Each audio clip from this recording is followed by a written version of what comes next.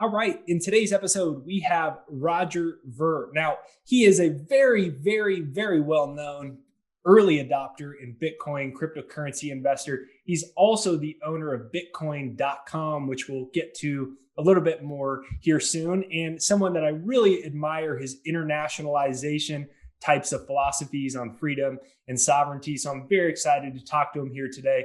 Make sure you hit the like button on this video to send this out into the YouTube universe so more people see us. Give us a comment down below that says Roger Rules right there down below. We'll put the link to all of Roger's websites right there down below.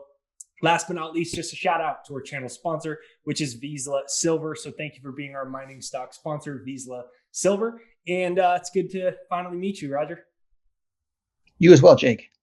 Okay, so what's the story behind owning Bitcoin.com? Just for people that aren't aware, being an online entrepreneur myself, I'm aware that website domains are very similar to real estate. I mean, it's digital real estate in the truest sense of the word.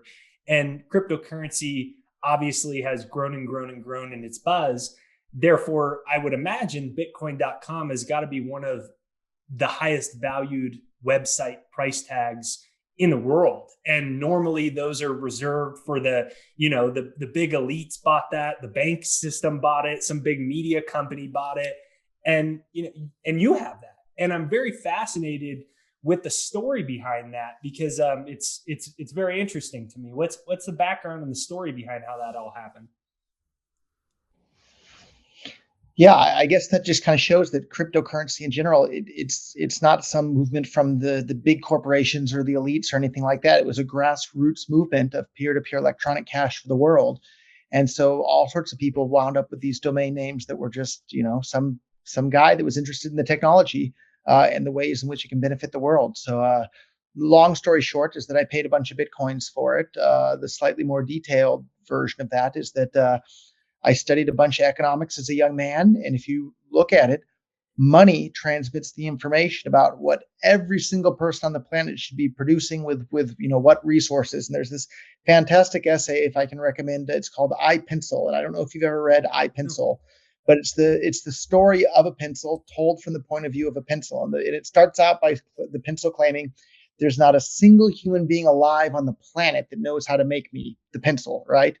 And at first that sounds crazy. Like, it's a pencil. It's so simple. Anybody can make a pencil. It's not hard at all. How can anybody claim that there's not a single human being alive on the planet that knows how to make a pencil?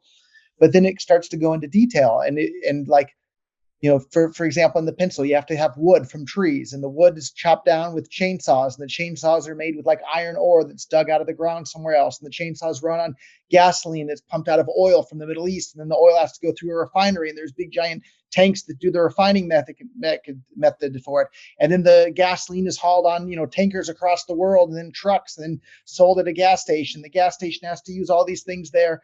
And then just for like the chainsaws and this and that, there's all this stuff that goes on. And then there's the yellow paint that goes on the outside of a pencil. Well, they dig something up out of the ground for the yellow dye, and then they mix it with some other chemicals. It's a factory here, and people over there collaborate together. And there's a whole bunch of work that goes into making the yellow paint on a pencil. And then they talk about the rubber eraser on the tip of a pencil, right? And there's rubber trees in Thailand, and then they mix that with some other chemicals from some factory, and then they dye it pink, and then they ship it over there to the pencil factory, and it goes on and on and on. All the little details of what goes into making something as simple as a pencil. And by the time you finish reading this essay, you realize, my God, they're right. There's not a single human being on the planet that knows how to make something as simple as a pencil, let alone something as amazing as an iPhone or the computer that I'm talking to you on. And so it's all these millions and then billions of people working together voluntarily, coming together to dig the oil out of the ground, or grow the rubber trees, or mine the graphite somewhere else, and build the chainsaws and the machinery to do it all. It's all these people all over the world working together to do that. But what enables them to all work together to do that without ever having met each other, most of the time without ever having communicated with each other at all, is money. And money is what transmits the information as to what all these things should be made out of. And so without money transmitting these price signals, you would know, should a pencil be made out of wood? Should it be made out of plastic? Should it be made out of gold or copper or tin? We have no idea what anything should be made out of if it weren't for the prices, and the money transmits those pricing signals. And so anytime anybody anywhere is blocking the flow of money, they're blocking the flow of that information as to what resources should be used to make what consumer goods that people want to use. So without those price signals and the money being able to flow around the world, everything gets distorted and things get made out of things that shouldn't have been made out of them, or the wrong things get made, or everything isn't run as efficiently as it would have otherwise been had the money been allowed to flow and transfer that information as to what people value and what people want and what people are able to do. And so when Bitcoin came along, it was like, oh my God, this is the best technology ever to allow this free flow of information in the terms of money and prices to allocate the resources around the world to provide the most things for the most number of people in the most efficient manner possible. So I couldn't help but get super excited about this and want to help this technology improve the entire planet for everybody. And so one of the things I did along that path was to buy Bitcoin.com and start building the tools and the software and the wallets to enable people to use Bitcoin or now Bitcoin Cash as peer-to-peer electronic cash for the world, because it literally allows every single human being on the planet to cooperate with each other in a more efficient manner, making everybody's lives better off. So if you haven't read that essay called iPencil, or someone's made a great YouTube video out of it as well, really take a look at it. You'll just have your mind blown that there's not a single human being alive on the planet that knows how to make something as simple as a pencil. Powerful. So what year did you buy that? What year did you acquire that? Let's Bitcoin.com. see, that would have been in 2014, I believe. And one of the things I find interesting is because I would think most people probably would have taken an offer by now. I would imagine, you've had a lot of interesting characters, that I would figure, especially now that there's been so much more adoption by bigger money and institutions. And so, first of all, that's interested me. And then it made me think, well, why hasn't he? And it's obviously because, you have a bigger vision and of where this can go and a bigger mission behind this. Could you talk a little bit about that? Why haven't you sold Yeah, it? the mission is to empower every single human being on the planet to have more control over their own money. And if they have more control over their own money, they can cooperate with everybody else to increase the rate of economic growth of the entire planet, which means we'll have, flying cars and life extinction technology and, superhuman intelligences sooner rather than later. And that's a good thing for everybody. So I'm really excited about those things. And yeah, I could sell, the domain name or the business for some more dollars or maybe some cryptocurrency, but that's not as exciting or interesting to me as using it as a lever to push the entire world and push all of humankind forward and in the right direction at a faster pace than it otherwise would have been going at. So, what's the most popular countries that visit Bitcoin.com? I didn't pull up all the traffic data before our call here, so the U.S. is probably number one, but there's a surprising amount of traffic also from South America and India and some other countries like that as well. But the U.S. and Europe are probably the biggest markets, I would guess. But it's been a little bit since I looked at the exact data. Very interesting. You're very interesting. So, what would you say are the most important philosophies that have aided your success? Obviously, you've been very successful as a cryptocurrency investor. You've also been very successful as an online business owner and operator, software developer, and all the many legs of Bitcoin.com that you have. What would you say are the most important philosophies for you? I think the things that really helped were the reading of these economics books when I was a young man. Economics in One Lesson is another fantastic book. It's you can read it in an afternoon. It's not very long, but you will absolutely see the world more clearly and understand the world more clearly after having read that book. And if you want to be able to navigate within the world that we're living in, you have to understand it, right? And if you don't understand it, it's just like having, your eyes blindfolded and trying to hit a piñata. You're going to be much more effective at hitting that piñata if you take the blindfold off.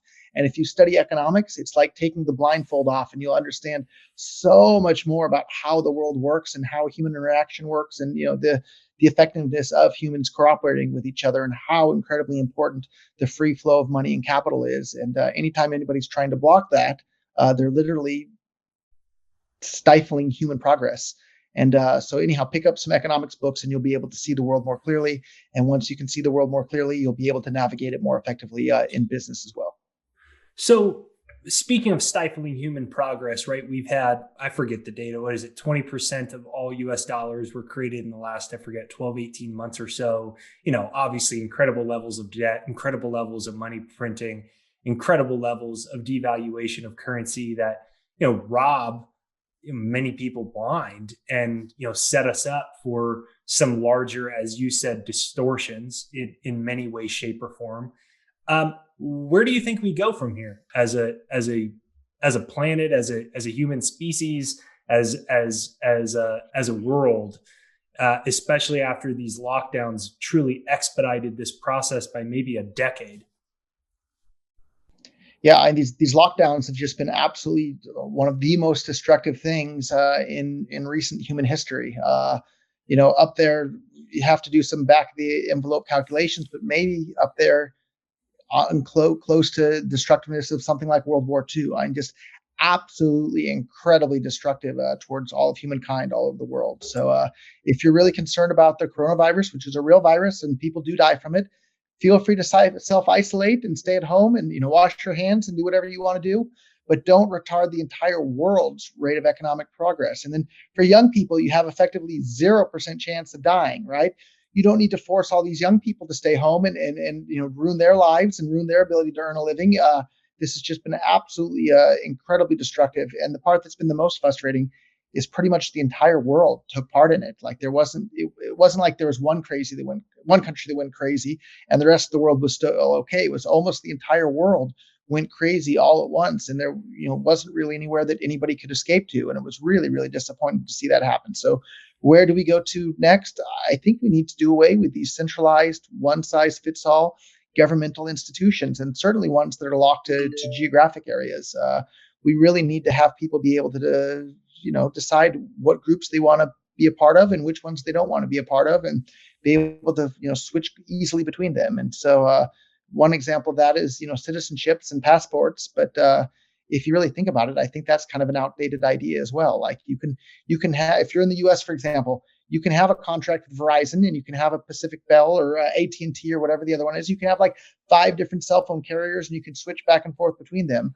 Why shouldn't you be able to do that with nationalities or protection services or that sort of thing as well? So I think in the future we'll look back on the whole ideas of citizenships and it being involuntary and being forced upon you from the time you're born, and you have to ask for permission to stop being one citizen and this and that. I think we'll look back on that in the same sort of ways we look back on I don't know, where you couldn't leave the Catholic Church or something, or they'd burn you on the stake. It's just kind of craziness. It's been bizarre to kind of see the layers on that peeled back. Some of my audience knows that I'm in the early stages of internationalizing myself. You've already done it. It gets very interesting once you see the many layers and the many cells that were kind of put in. And so I want to ask you a little bit about when you look at all of this. You said there's many people that have been, quite frankly, destroyed by this, by these lockdowns. And before this happened, 75% of people were living paycheck to paycheck in America. This was before this happened. And so I'm curious, because one of the things beyond just talking about investments or talking about macro, I want to do the best we can to empower as many people as possible. And I'm curious, what do you think are the essential philosophies to create your own freedom right now, to create your own sovereignty, to create your own financial freedom? What are these things for the new age that you feel, that Roger feels are important? Yeah, I think some of these ideas are kind of timeless. And it's been 25 years since I read this book, but it definitely had a big impact on my life. It was called How I Found Freedom in an Unfree World. And that's by Harry Brown. And it's a fantastic book. And basically it talks about like the world isn't free, but you just need to let yourself be free and find the areas in which you can do what you want and set up your life in a way in which things are working properly for you. And then don't worry so much about some of this other stuff. And so anyhow, a fantastic book on that exact subject that I think is still relevant today is called How I Found Freedom in an Unfree World. And Harry Brown was really a fantastic thinker that had a big influence on myself as a young man as well. Yeah, And for those that don't know, he was a very successful investor. And then he was also the Libertarian presidential candidate in 1996 and 2000. It was just a very interesting thinker. Yeah, powerful book. I love that myself. What would you say, in which ways it shaped you the most? I don't know. I think I stopped trying to worry about the big picture, influencing the big picture directly on a macro level, and just providing to the world one single improved human unit, myself, because myself and my own life is what I do have the most control over and can have the biggest effect on. And by having the biggest effect on myself and my own life that I possibly can, that that's the biggest effect I can have on the world at large as well. And so I guess I kind of look at it that way. But again, it's been 25 years since I read the book, and Yeah. maybe So it's what time you're to read saying there it. is, and I did notice that's an important message of the book. So you're saying kind of instead of focusing on, oh my gosh, are we going through a currency reset and is this going to happen? Are they going to do central bank currencies? What's going to happen to fiat currencies? What's going to happen to society? You're just like, let me focus on creating the best version of myself. Let me focus on my own purpose. Let me focus on my own business, the things that I can control in my own freedom. That's what you're saying. It kind of redirected your attention. Yeah, that's exactly right. And then another book that also did that to some extent was and maybe this one's a bit outdated now, but maybe it would be an interesting historical reference. Was The Age of Spiritual Machines by Ray Kurzweil.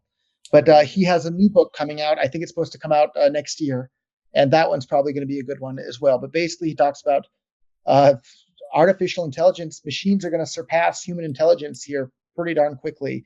And once that happens, it's kind of like the closest thing you can possibly have to getting to interact with God, or talk to God directly, right? So, an example of why this is so incredibly powerful is, let's say, most humans, if they put enough time and effort into it, they can learn calculus, for example.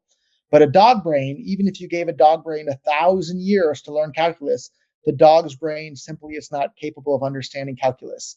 And so soon we're going to have artificial intelligences that are, a whole level beyond the human brain. Just like a dog brain is never going to be capable of understanding calculus, there's certain problems that the human brain, even with 1,000 years, is never going to be able to understand or even comprehend what the problem is.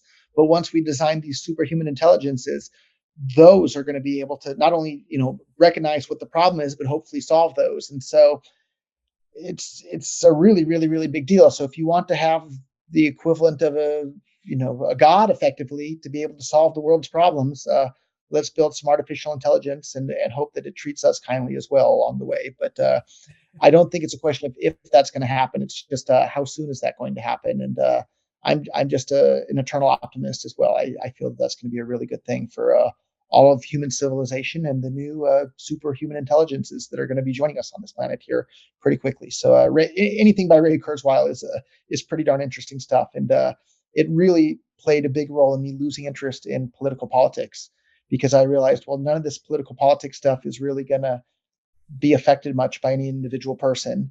And if you really want to know what, are free markets really better than centrally planned economies? Well, let's create a superhuman intelligence that can read every single, argument on the internet and every single book on the subject, and then ask this, superhuman intelligence that has an IQ of 1 billion what it thinks.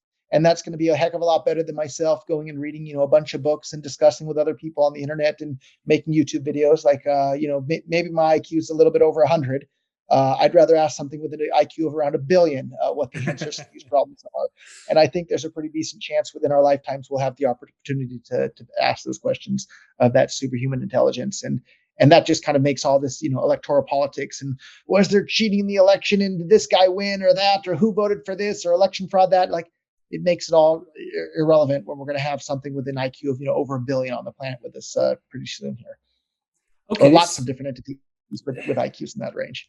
Okay. So I like what you're saying here. I wrote that book down. I like what you're saying about how to be free in an unfree world and focusing on what we can control. It's something that I definitely know that I need to work more on. Now, I want to shift the subject over a little bit over to cryptocurrency and Bitcoin. It was And obviously, if I can add one last thing please. actually on the previous topic though too, like one of the other really, really liberating things and you'll find this for yourself at some point, if you renounce your US citizenship, or for anybody else that's out there, like once I stopped having an American passport and stopped being American, like it was so fun. I got to stop caring about any of the electoral politics and infighting in the US. I can just look at it and say, glad that's not my problem. Glad I'm not part of that. It's just been so incredibly liberating to realize that none of that is my problem anymore at this point. And I really am thankful for that liberating feeling. So for anybody that's watching this, that's considering renouncing your U.S. citizenship or some other citizenship out there, it really is an incredibly liberating feeling not to have that anymore. Or when people ask me, who are you going to vote for, Trump or Biden? I say, neither. I'm not an American. I don't have anything to do with it.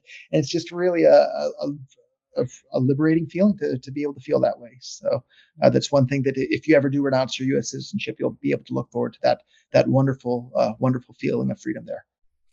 Yeah, I'm glad you said that because that's what I told my wife. I said, beyond the trajectory of where things are going, the toxicity of it entraps you in it. And I feel like, once I have that complete, I do feel like I'm going to have a lot more energy for myself, for my family, for what's important to me.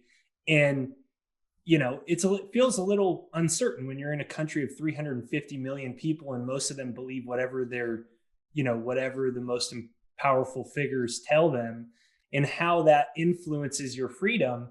Democracy, if there's 350 million people and they're all kind of playing by within the box, you can have some limits on having an unfree world, and thus why you talk about internationalization. I was going to go to that a little bit more later, but while we're on the subject, why don't you talk a little bit about that? So you renounced your U.S. citizenship. I've spoken briefly on this podcast about it. Sometimes people get mad at me for even mentioning it, and I am in the process of getting my second passports for my family, and in the process of doing the same thing as you.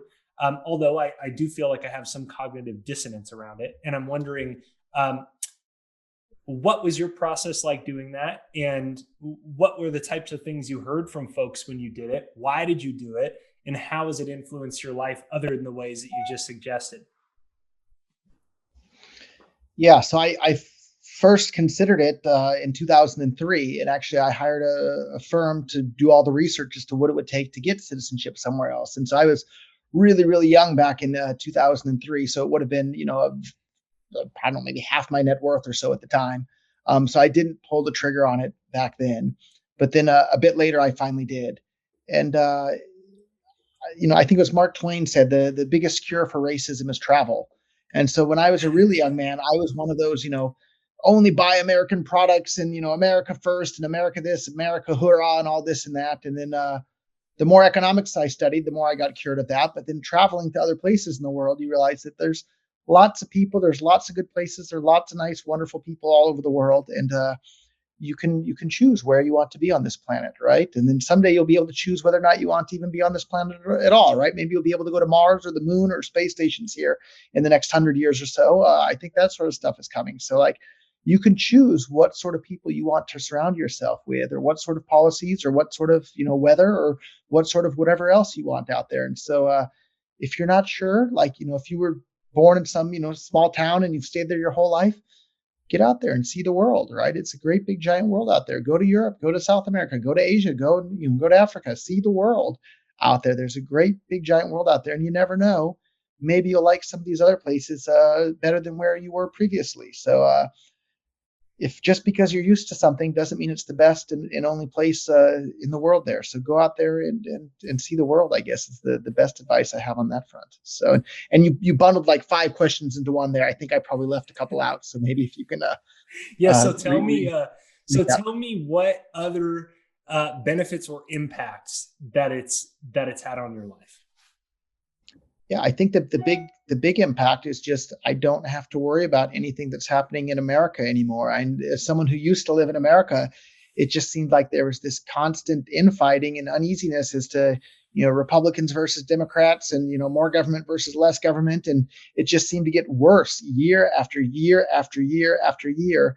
And now, as an outsider, for someone who's not been living in the U.S. for more than 15 years now and hasn't been an American for almost a decade now, it seems like from the outside looks like it's gotten even worse. And it just feels really wonderful to realize that not my problem, not my fight, not my responsibility. I can just be out here focusing on my own life and my own business and improving myself to the best ability that I have, and not having to worry about, Trump versus Biden versus whoever else out there. It's not my problem. And it's wonderful for it to not be my problem. It's really a liberating feeling out there. And, people say, "Oh, did you see the debate?" And no, why would I watch the debate? I don't care about those people. They don't care about me. Why should I care about them? I'm focused on my own life.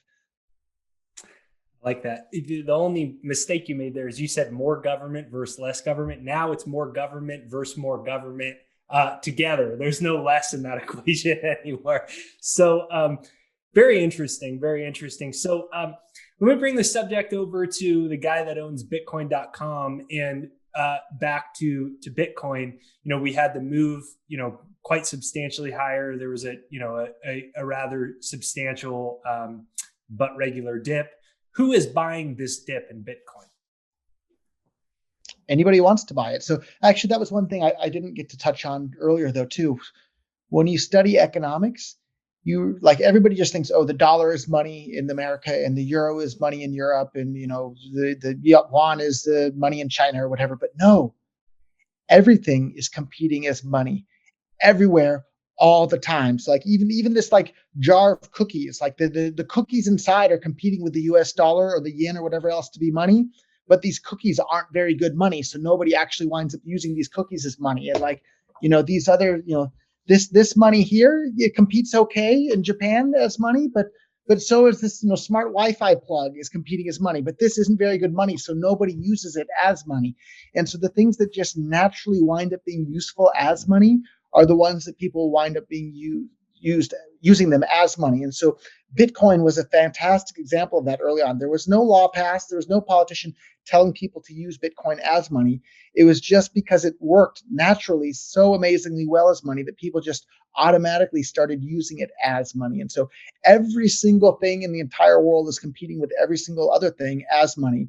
And at the moment, the most useful ones are dollars and euros and yen and things like that.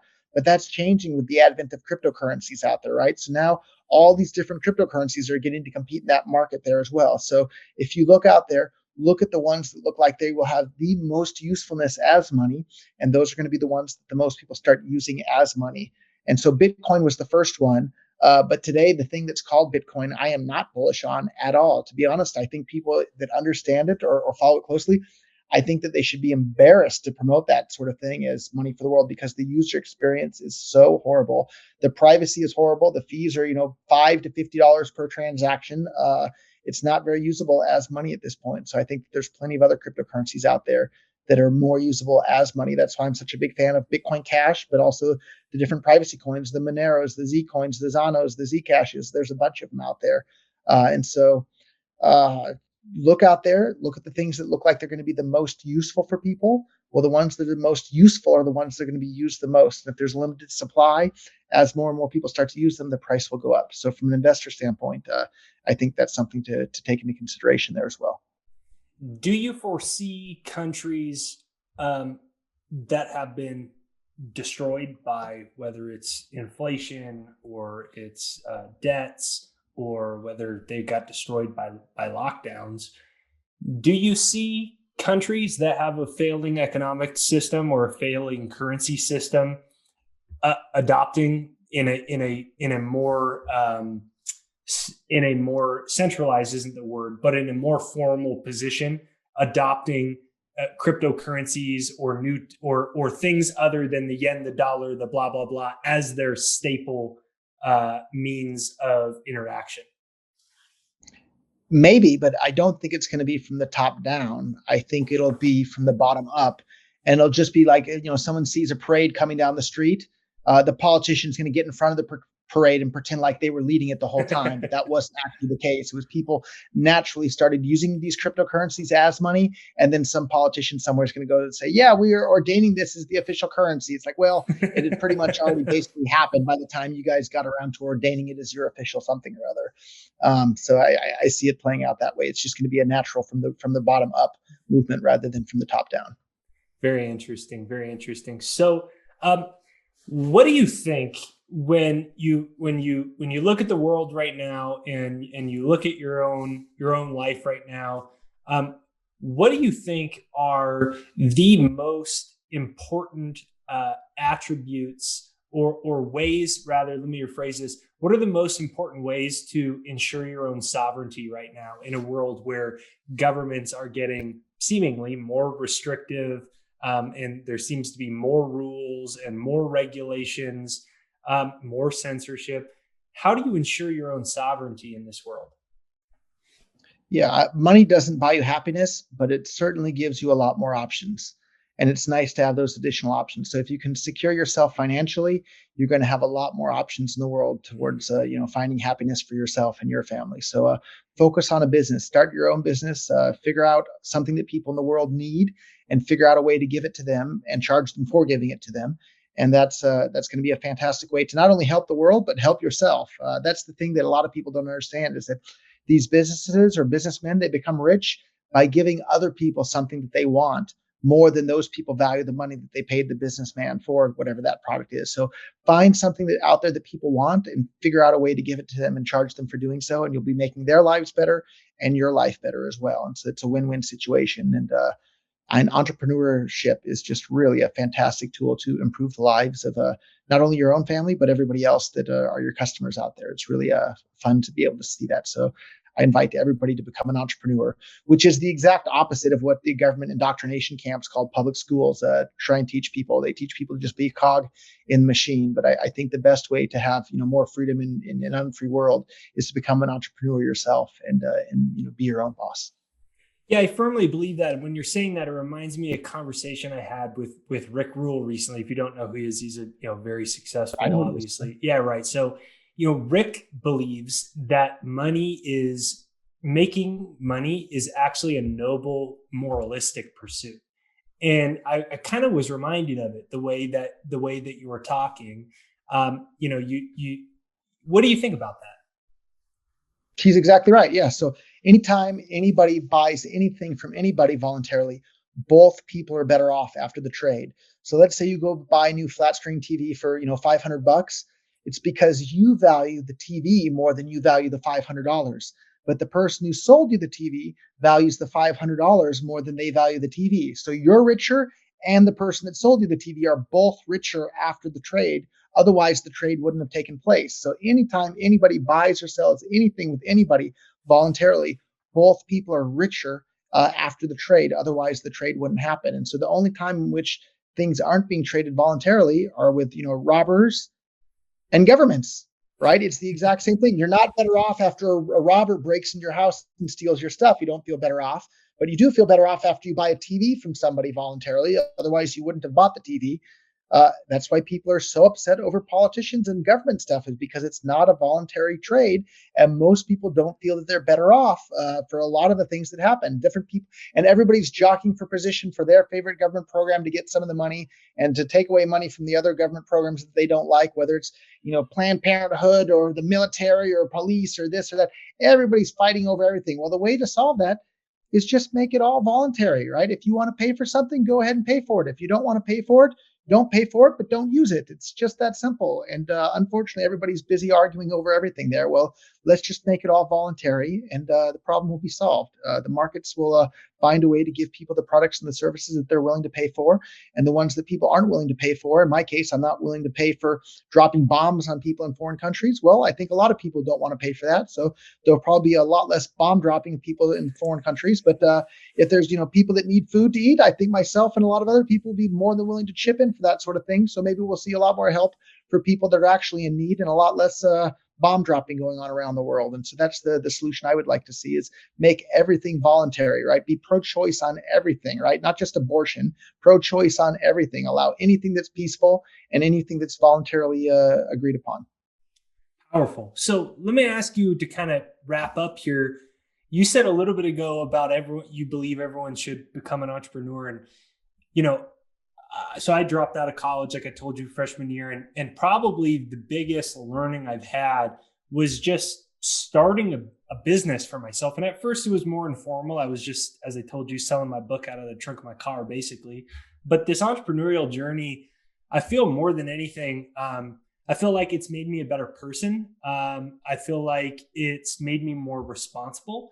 I feel like it's also helped me a lot with communication skills, getting better at talking, getting better at listening. I've learned a lot about goals, resilience. I don't feel that anything has influenced me more as a whole through my 29 years on earth than my 10 or so years as an entrepreneur. And I was wondering if you could speak to that a little bit. I think you put it very, very well there. When you're an entrepreneur, everything is your responsibility.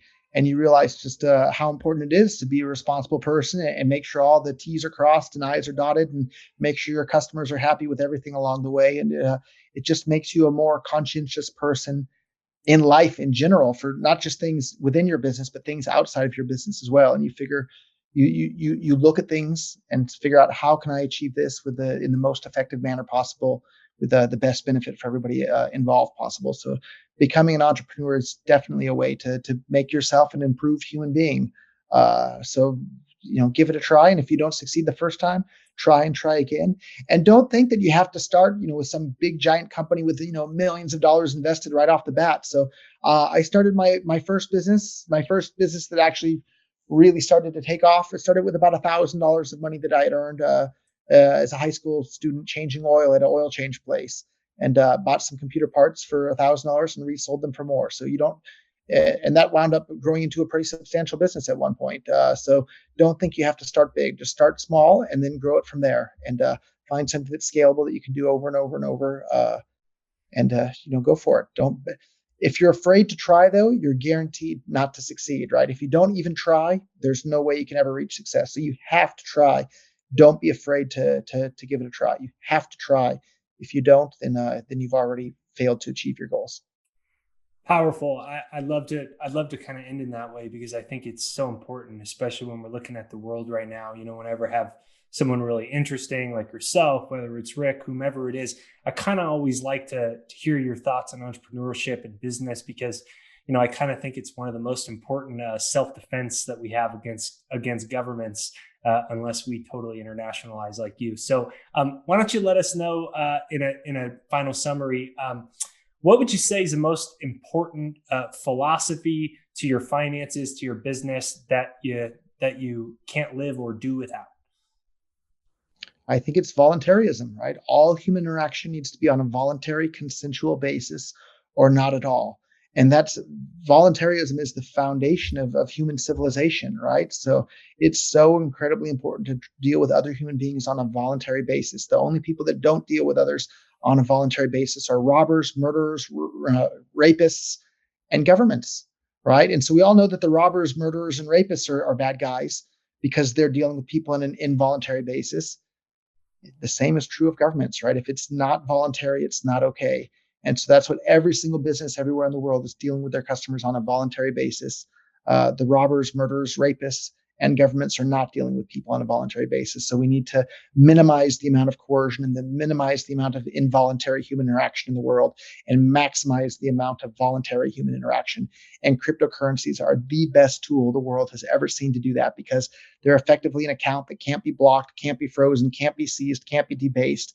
And if any of your viewers are interested in giving that a try, if they send an email to me at free@bitcoin.com, I'll send them $5 in Bitcoin Cash to the first 100 people that email. You don't have to give your name. You don't have to give your email. You don't have to give your tax ID number. Just you can use a throwaway email address if you want as well. And just email free@bitcoin.com, and I'll send you $5 worth of Bitcoin Cash for free, just so you can see how amazing it is. Awesome, Roger. So we're going to put also on top of that, we'll put Roger's website right there down below. If there's anything else you want to, where people can find you, feel free to let us know right now. Yeah, I think Bitcoin.com is a great place to get started. If you're wondering why I'm so interested in Bitcoin Cash rather than Bitcoin, you can visit whybitcoincash.com as well. It's a fantastic website. Awesome. I'll put the link to both of those right there down below for everyone listening. And make sure you hit the like button on this video right over there, or there, wherever you find it, to send this out into the YouTube universe so more people see this video. This channel has grown tremendously in just 13 short months. And that's because you've watched these videos, you left comments, you've hit the like button, you shared this with your friends, with your family. So I want to thank you for doing that. Thank you for watching this video. Give us a comment down below that says Roger Rules right there down below, and let us know the number one biggest takeaway you've learned from today's episode. And be sure to hit that subscribe and bell notification. I want to thank you very much for coming on, Roger. I really enjoyed our conversation. Thank you, Jake. That was fantastic.